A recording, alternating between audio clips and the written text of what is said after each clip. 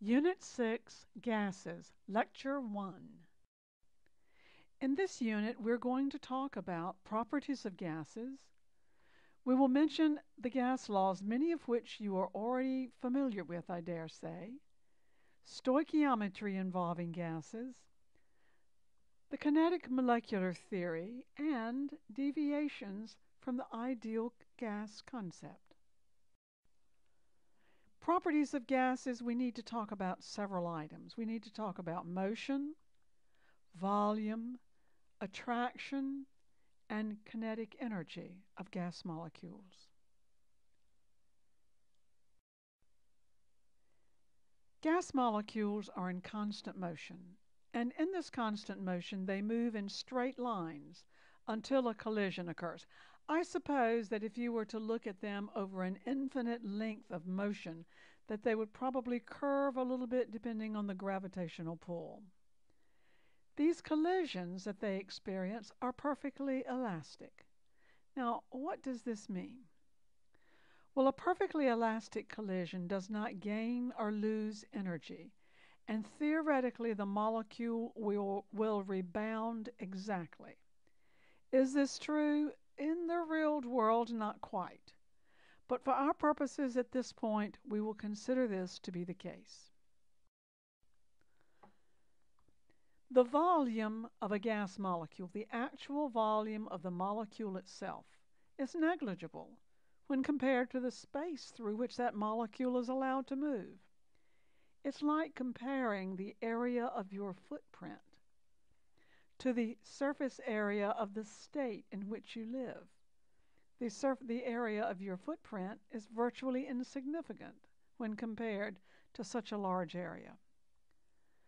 Under what circumstances might the volume of molecules themselves become significant? Think about it. If we take molecules and crunch them together so that they are so compressed that the molecules are forced very close to each other, then the volume of those gas molecules themselves becomes significant. Gas molecules have very little attraction for each other. Why?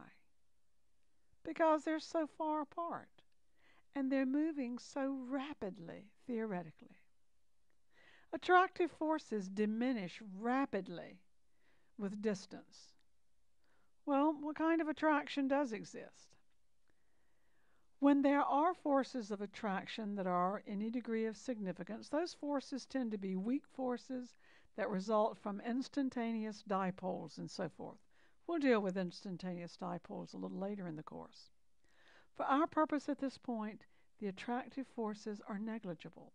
However, if the gas molecules are brought very close together, those attractive forces could become significant. The average kinetic energy of all gases is the same at the same temperature. It doesn't matter what the gas is. The average kinetic energy of all gases is the same at the same temperature. The average kinetic energy will decrease or increase as the temperature decreases or increases. So there's a direct correlation there. The kinetic energy of gases depends on the temperature only. What the gas is means absolutely nothing. To express it, we might say the average kinetic energy is equal to 1/2 the mass times the average velocity squared. Well, we'll talk more about this later. We're going to cover a number of laws. We're going to talk about Boyle's law, Charles' law, which, by the way, we always mispronounce, Amundsen's law, one of Gay-Lussac's laws. We'll talk about Avogadro's law, the ideal gas law, Dalton's law, and Graham's law.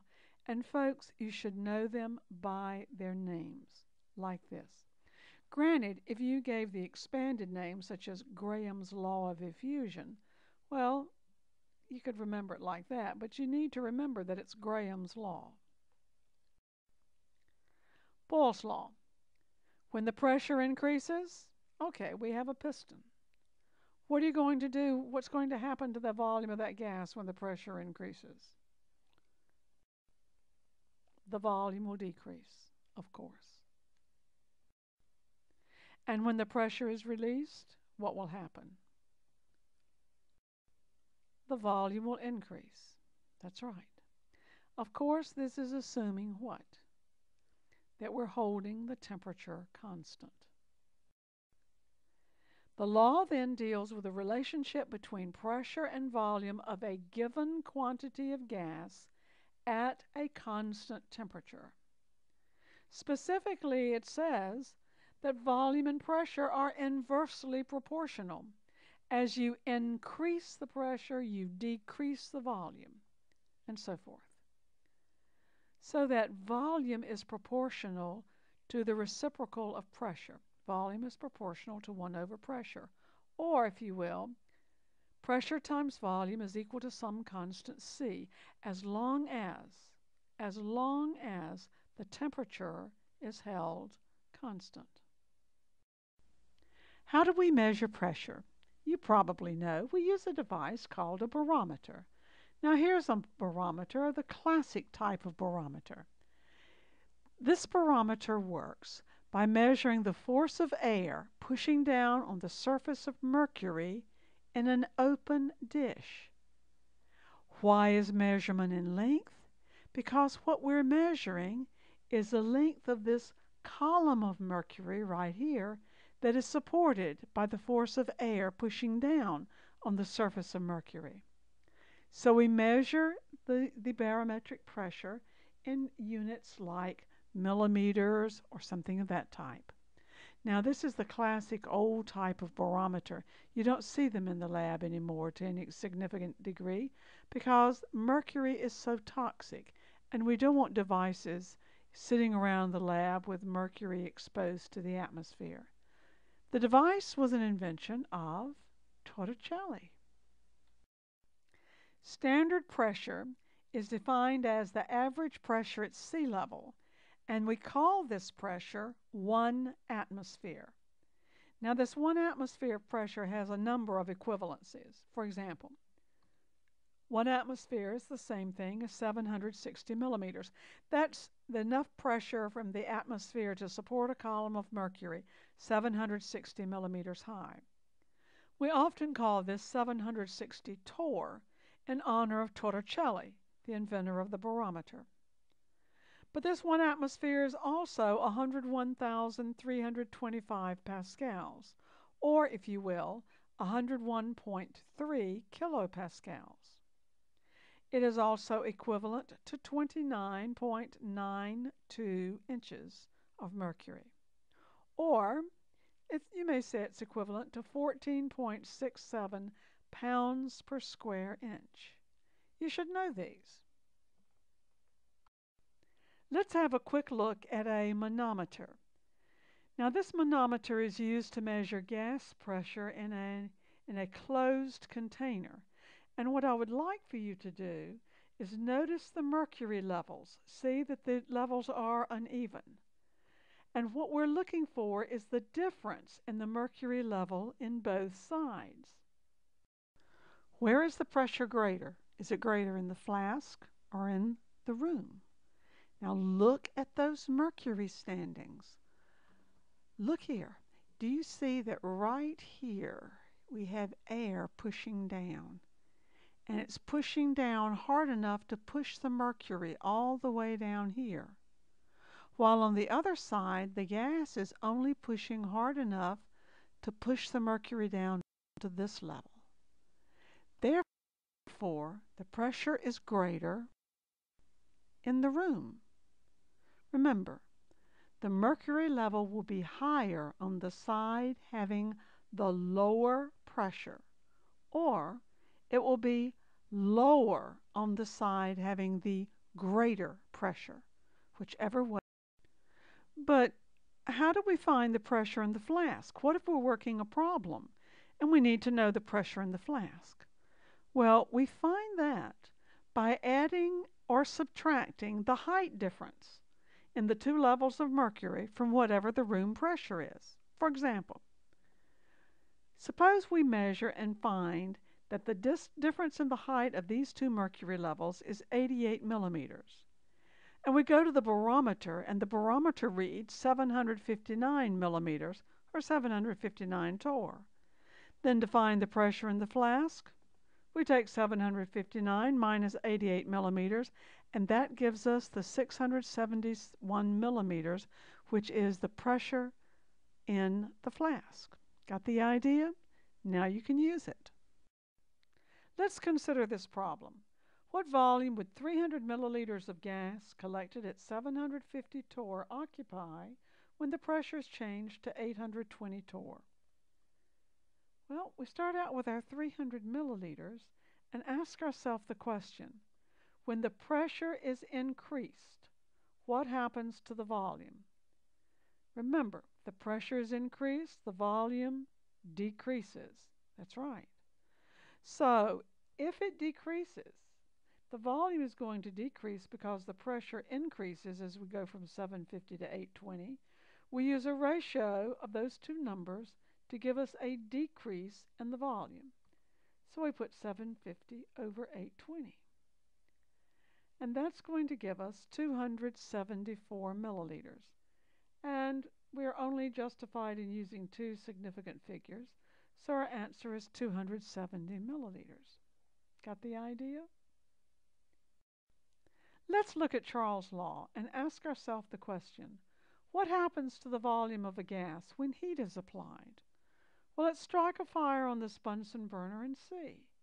And as the gas heats up, the volume expands. By the same token, if we put out the fire, what shall happen to the volume? Well, as we put it out, the volume decreases. So as we increase the temperature, the volume increases. As we decrease the temperature, the volume decreases. So this law deals with the relationship between temperature and a volume of a given quantity of gas at constant pressure. That's very important. Specifically, it tells us that volume and absolute temperature of a given quantity of gas at constant pressure are directly proportional. Why absolute? Scientists such as Robert Boyle had long noted that when gases were heated, they expanded, and when they were cooled, they contracted. They just didn't follow up on their observations. In the late 1700s, the very late 1700s, two balloonists, two balloon-flying aficionados, Jacques Charles and Joseph Gay-Lussac, began studying this phenomenon in interest. They loved balloon flying and balloon travel, and it was behooving them to know as much about this as they could. And what they found was, if they changed the temperature a specific amount on the Celsius scale at constant pressure, the volume of the gas would change. If they increased the temperature, the volume of the gas would increase by a specific amount. If they cooled it off, the volume of the gas would decrease by a specific amount, always at constant pressure. It was nearly 100 years before scientists knew enough about this to be able to use it as a basis for a new temperature scale. What was discovered was that for every degree Celsius you change the temperature of a gas at constant pressure, the volume of the gas will change by the factor 1 over 273 of what the gas would have been at 0 degrees Celsius. Now, this means, let me give you an example. Suppose you have 273 milliliters of a gas. 273 milliliters of a gas at 0 degrees Celsius. You hold the pressure constant. You increase the temperature of this 273 milliliters by 10 degrees. The volume will increase by 10 milliliters. If you increase that temperature of that 273 milliliters of gas at 0 degrees Celsius, if you increase it by 20 degrees, the volume will increase by, that's right, 20 milliliters. If you if you have 273 milliliters of a gas and you cool it from 0 to minus 10, the volume will decrease 10 milliliters. Okay, now on that basis, if you have 273 milliliters of gas at 0 degrees Celsius, what if you lower the temperature to minus 273 degrees Celsius? Will the gas go away? No, it won't go away. But there is where the situation changes, because the gas changes from a gas to a liquid and possibly to a solid, depending on the material. So this is what the scientists did. They developed a new scale with absolute zero. That's minus 273 degrees Celsius. Absolute zero as the starting point. So that they could do these calculations on the changes of volume with changes in temperature with great ease. Now, we've since tweaked that a little bit, and we know that it's not 273 or 1 over 273. It's 1 over 273.15. What actually happens at absolute zero, at the 0 point on the Kelvin scale? Well, that's food for another lecture. Charles' law may be expressed like this. The volume is proportional to the temperature, or if you will, changes in volume are proportional to changes in temperature, or the volume over the temperature is equal to some constant C. Let's try a problem. Calculate the temperature required to change 650 liters of gas collected at 21 degrees Celsius to a volume of 500 liters if the pressure is held constant. Okay, how do we do this? Well, the first thing we have to do is change these temperatures. So 21 degrees Celsius is 294 kelvins. So we take our 294 kelvins, and we have this gas at 650 liters, and we want to change it to 500 liters. So in order to make the gas have a smaller volume, we have to reduce the temperature. But by how much? By the ratio of 500 over 650 liters. That's right. And that's going to give us 226 kelvins. You want the answer in Celsius? No problem. Take 226, subtract 273, and the answer is minus 47 degrees Celsius.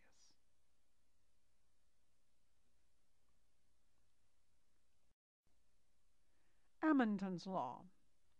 Amundsen's law talks about the relationship between pressure and absolute temperature of a given volume of gas. Okay, so we're going to hold the volume constant. Specifically then, Amundsen's law says that pressure and absolute temperature of a given volume of gas are directly proportional.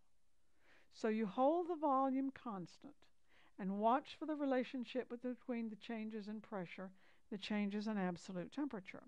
You may express it like this.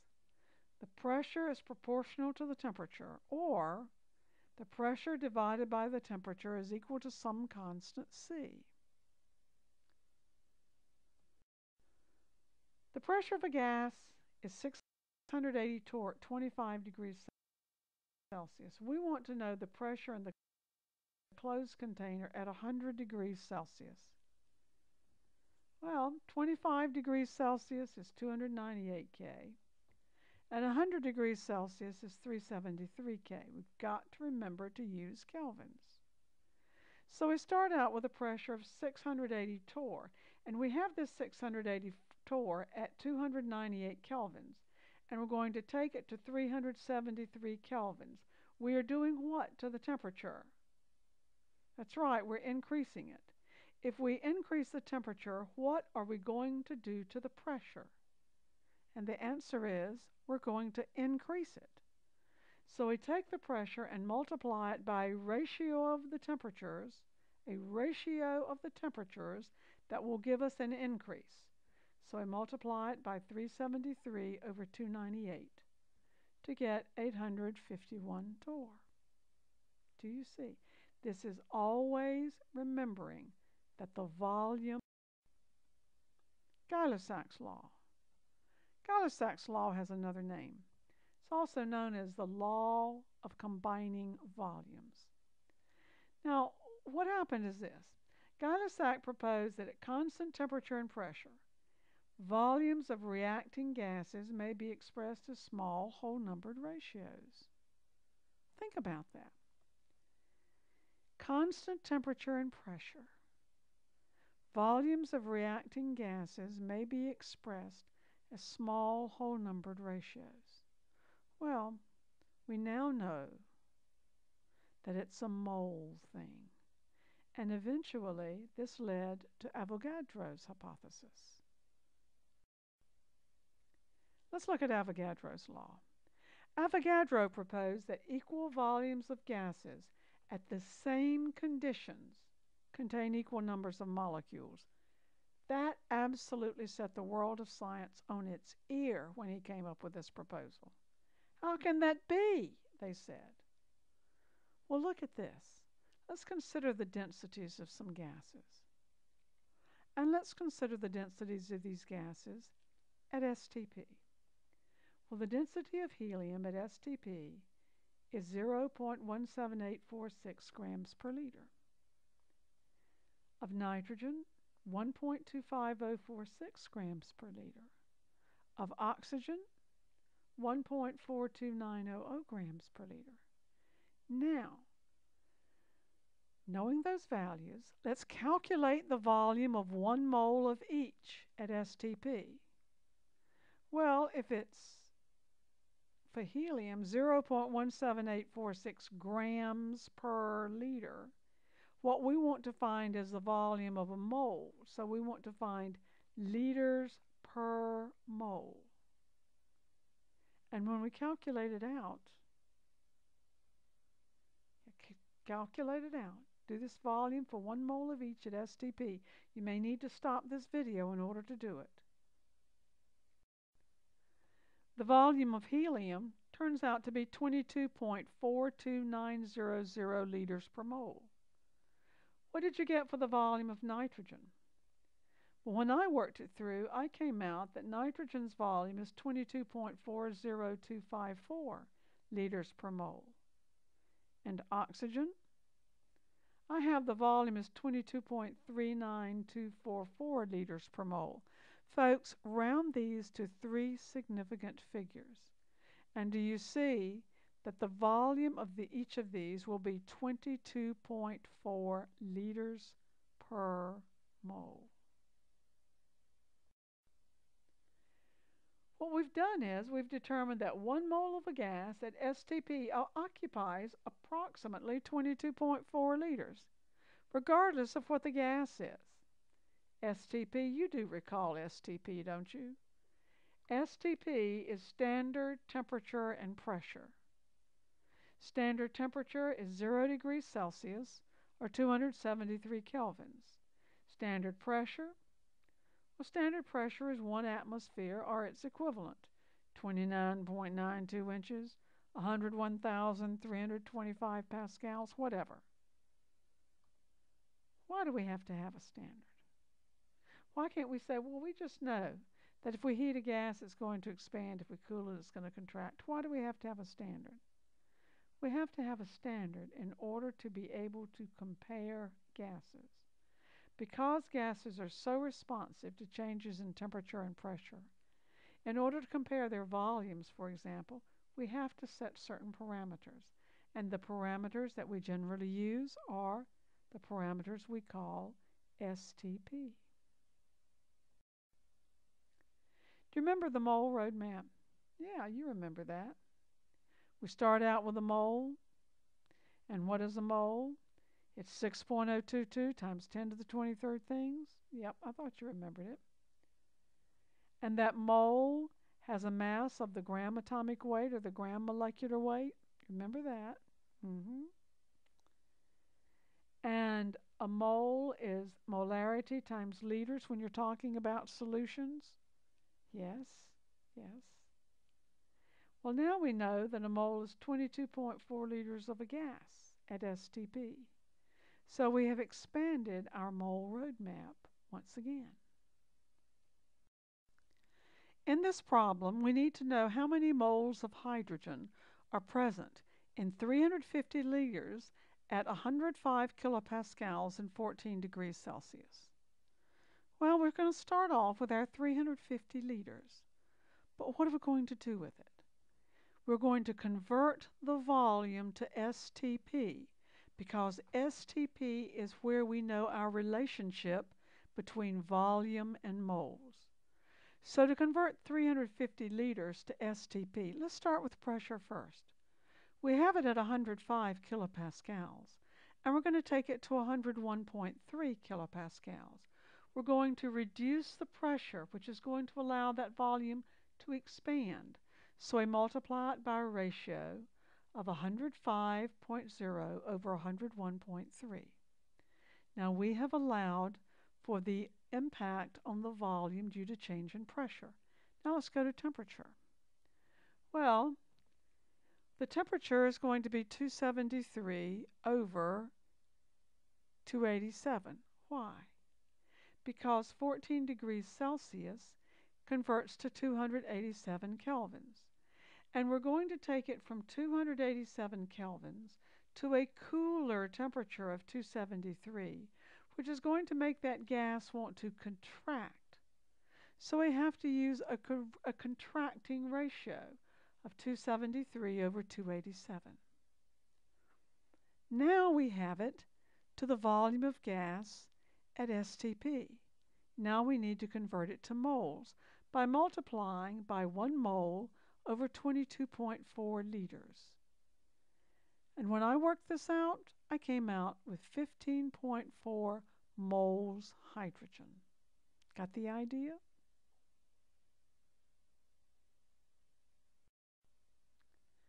Let's look at the ideal gas law. What is an ideal gas? Well, an ideal gas is a gas that's going to obey the ideal gas laws. It's going to be one that's going to obey Charles and Boyle's and Amundsen's law and Avogadro's law. Yeah. So that's what an ideal gas is, because those are ideal gas laws. Well, when is a gas most likely to behave in an ideal fashion? Well, a gas is most likely to behave like an ideal gas in cases in which the molecules aren't going to be attracted to each other, and the molecules aren't going to have any significant volume when compared to the volume they occupy. So when we come up with an ideal gas law, then, our ideal gas law should be a combination of Boyle's, Charles, Amundsen, and Avogadro's laws. Yeah, let's have a look at it. The ideal gas law may be expressed as PV equals nRT, BOVNRT, where P is pressure in atmospheres, V is volume in liters.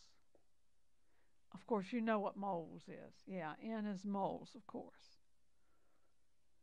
R is the universal gas constant. And the particular universal gas constant that we would use for the ideal gas laws is 0.0821 liter atmospheres per mole Kelvin.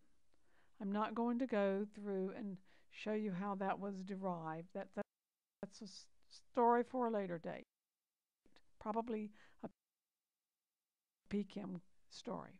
But anyway, and the temperature, of course, is going to be in kelvins. Learn that universal gas constant, please. 0.0821 liter atmospheres.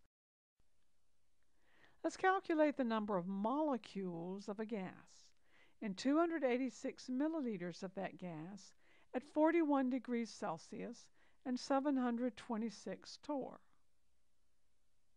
I want you to notice something. We didn't say anything about the identity of the gas. Why? Because it doesn't make any difference. All gases will behave ideally in the same way.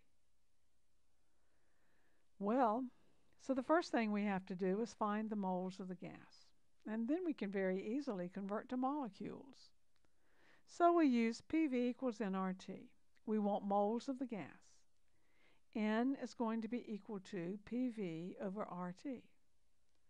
All right, let's just fill it in and chug it on out. N is going to be equal to the pressure. Well, the pressure is 726 torr over 760 torr per atmosphere. You've got to have the pressure in atmospheres. Why? Because of the universal gas constant. The volume has got to be in liters. It's 286 milliliters. That's 0.286 liters. Why does it have to be in liters? Because of the universal gas constant. And by the way, what is the universal gas constant? It's 0.0821 liter atmospheres per mole Kelvin. Liters are going to cancel now, and atmospheres are going to cancel. That's right. Torr has already canceled. And the temperature is in the denominator also, so it's 314 K. Now when I worked this out, I came out that the number of moles is 0.0106 moles. That's the number of moles, but we want to know the number of molecules.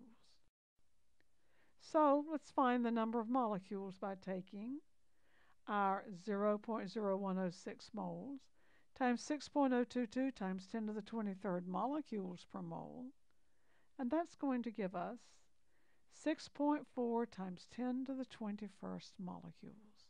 And there's your answer. It's really not that difficult, and it's generally a lot easier to use this ideal gas law for these kinds of problems than it is to do a Boyle's law and then a Charles law and crank it out from there. We are asked this question. 275 milliliters of gas collected in a gas bulb was found to weigh 0.812 gram at 29 degrees Celsius and 740 torr. We need the molecular mass of the gas. In other words, the gram molecular weight.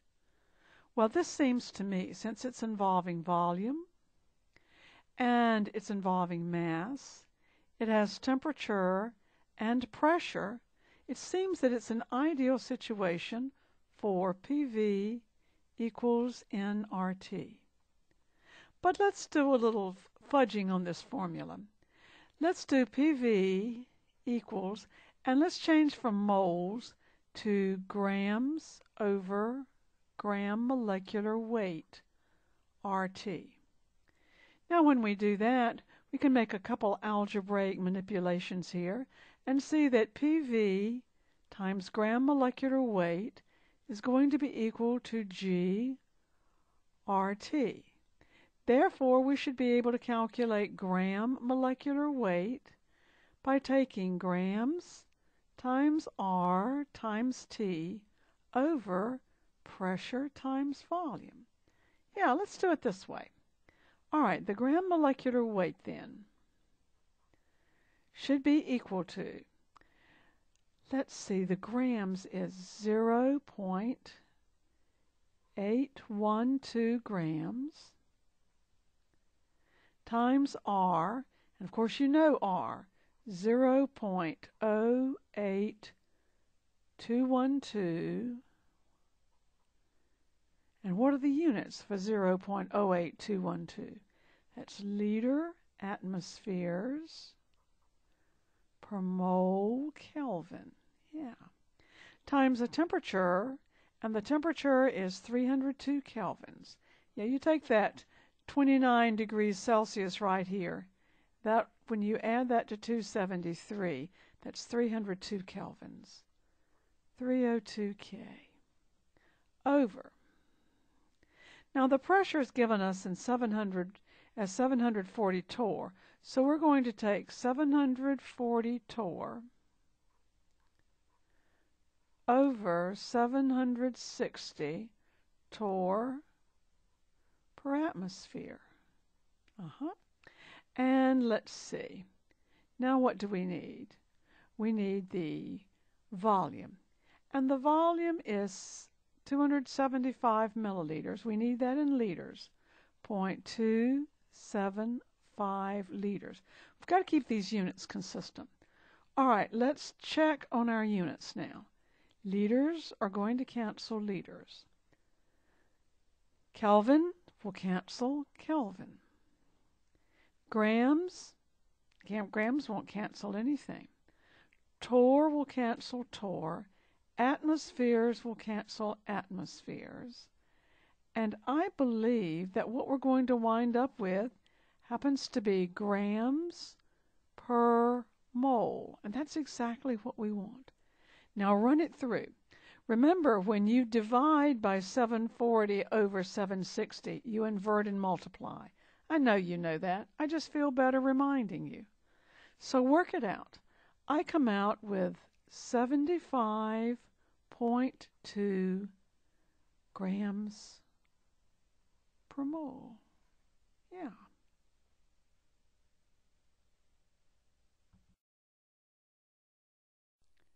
Do you need to know the density of a gas? Well, you might.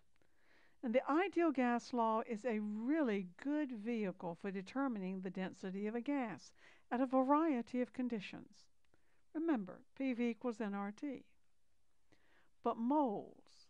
Now, moles is grams over gram molecular weight. So, let's just make a little change. PV is equal to GRT over GMW. You've seen that before. But density is mass over volume. So let's put the mass in grams over our volume. And when we do, we see that density is grams over volume. So that is equal to pressure times the gram molecular weight over RT. And there we have derived a perfectly neat formula for finding the density of a gas at whatever conditions. Let's calculate the density of oxygen at minus 24 degrees Celsius and 790 torr. Using our derived formula of density is equal to pressure times gram molecular weight over RT. And folks, you shouldn't have to memorize that. You should be able to derive it. Density is equal to 790 torr over 760 torr per atmosphere. So we've got our pressure in. Now let's go to the gram molecular weight. The gram molecular weight is 32 grams per mole. R is 0.0821 liter atmospheres per mole Kelvin. And our temperature is 249 kelvins. Now let's check these units.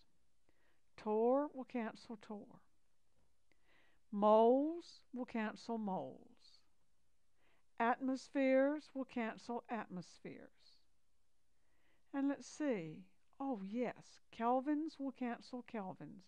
And what does that leave us with? That leaves us with grams over liters.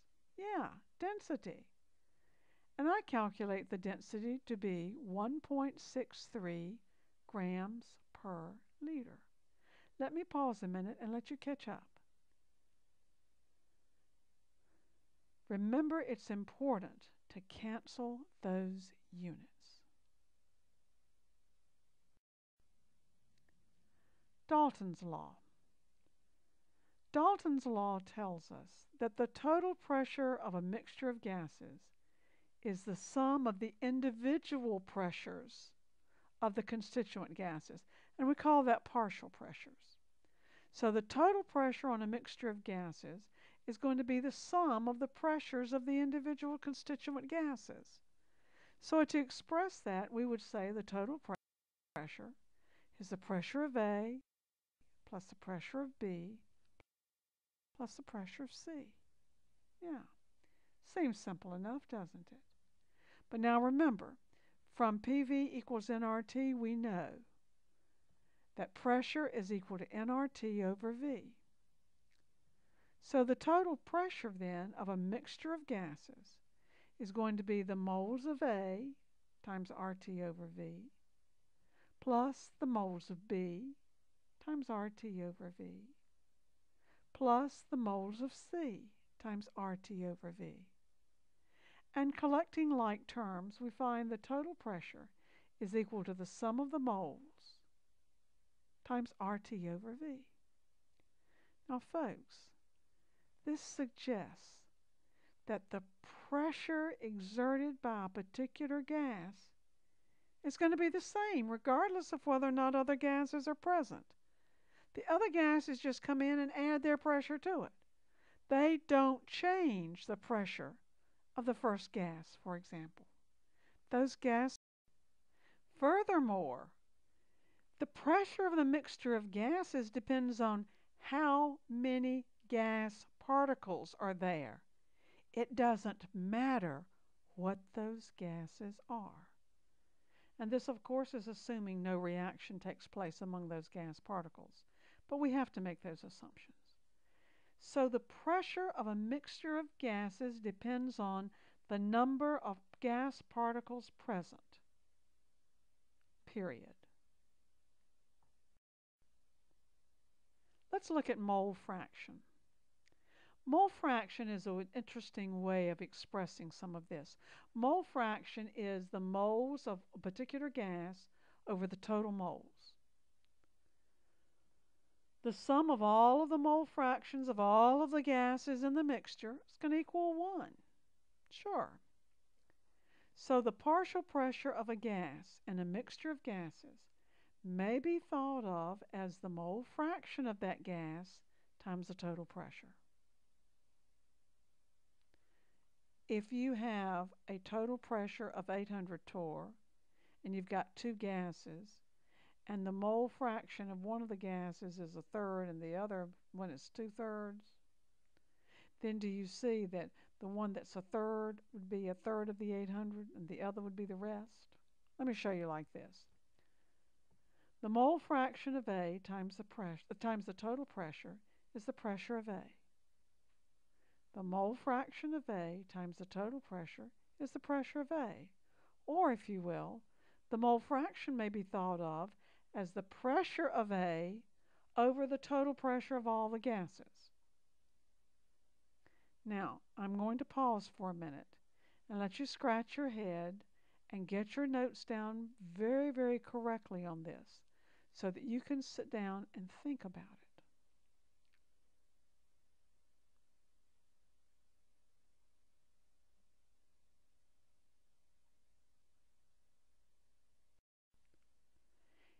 If a gas mixture composed of 3.2 grams helium, 4.9 grams oxygen, and 5.5 grams argon exerts a total pressure of 980 torr, what's the pressure of the helium? Well, let's find the moles of each thing present. Yeah, let's find the moles of each gas first. The moles of helium can be expressed as 3.2 grams times 1 mole over 4 grams will give us 0.8 moles. So I've got 8/10 mole helium. The moles of oxygen is 4.9 grams times 1 mole over 32 grams gives us 0.015 mole of oxygen. Well, what about the moles of argon? The moles of argon is 5.5 grams times 1 mole over 40 grams is going to give us 0.14 moles. Got that? Get that down. Now, we have the moles of each gas. What next? Well, let's find the mole fraction of helium and the subsequent pressure. Well, the moles of helium is 0.8 moles, but the mole fraction is 0.8 over the sum of all of the moles. So it's over all of the moles. And don't forget to add in the helium. That gives us the mole fraction of helium. Now to find the pressure of the helium, multiply that mole fraction times the total pressure of 980 torr. And we find that helium exerts 719 torr of pressure. Do you get the idea? Does this help clarify things? No, don't tell me no. Let's continue our study of Dalton's law by talking about gases collected over water, but let's do that in Lecture 2. A better way to teach and learn chemistry.